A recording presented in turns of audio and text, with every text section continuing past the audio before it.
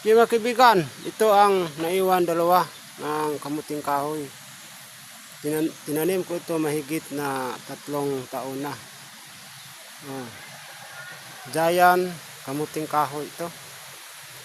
Tingnan niyo, malaki ang kanyang punuan, oh, malaki. Okay yun. Hindi pa yan ganun kalaki. Abot ng mga 6 years.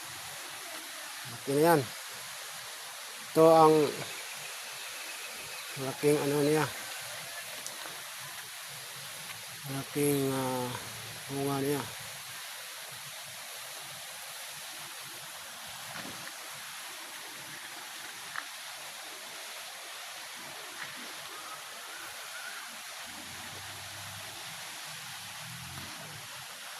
Okay mga kaibigan, yun lang.